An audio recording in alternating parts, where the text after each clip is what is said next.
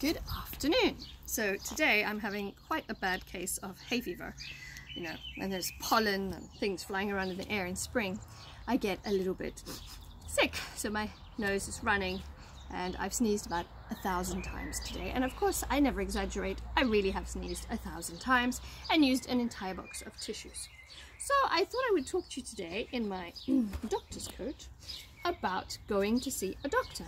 Because one day you may be lucky enough to be doing a gap year or to be studying in another country, and you might need to go to a doctor. So when you're not feeling so good or you're a little bit under the weather, you call your doctor's surgery, your GP, and you make an appointment.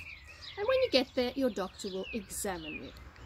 And for me, something that's very important is a doctor's bedside manner. Bedside manner is the way he talks to you, the relationship that he has with you. You know, he's friendly, he asks you lots of questions. He doesn't just say, social security card, credit card. That I hate. Okay, so I said I've got a hay fever. A hay fever is a bit like a cold. So you have a runny nose, or you could have a blocked nose, and you have puffy eyes, and your eyes are watering, my eyes are watering, and you sneeze a lot.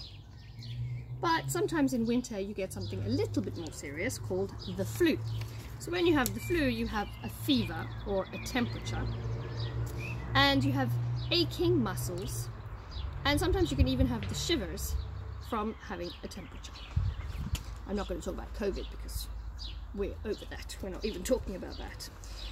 Okay, and in winter as well, it's always on the news, you know, gastro, the tummy bug or stomach bug. So in English, a nice word for stomach is tummy, and we often use it. It's quite cute.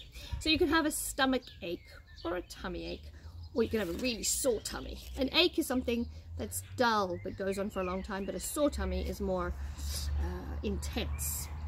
And can somebody please explain to me, why do the French say avoir mal au cœur to say that they feel sick and their stomach's not feeling great? I really don't understand, because there is no link between heart and stomach. I know that in English we do say the way to a man's heart is through his stomach, but I do not see the connection. I never have. Okay, so sometimes in class my students say, Madame, I have mal à la tête and I want to go to the nurse. So if you have mal à la tête in English, it's a headache. You can also have earache, toothache, or backache. So there you go. Earache, toothache, a headache, or backache.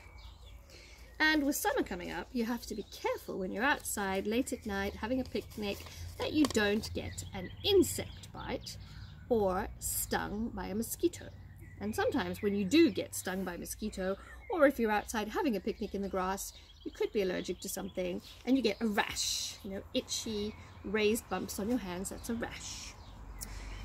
And at the end of your appointment with the doctor, he will give you something to make you feel better. So he could give you tablets, those are round and powdery, or capsules. Capsules are like gelule, right? He could also give you syrup or cough syrup, mainly cough syrup. Otherwise, most syrups are for little kids. Adults take tablets. And all of that he writes on a prescription that nobody can read, of course, because that's part of being a doctor, being illegible. And he will also give you a doctor's note or a sick note, which is a medical certificate which you will give to your teacher so that she doesn't give you 0 on that test that you missed. Anyway, so I hope you all have a very nice evening, and I hope that tomorrow there'll be less pollen in the air so I won't be so hay feverish. See you tomorrow.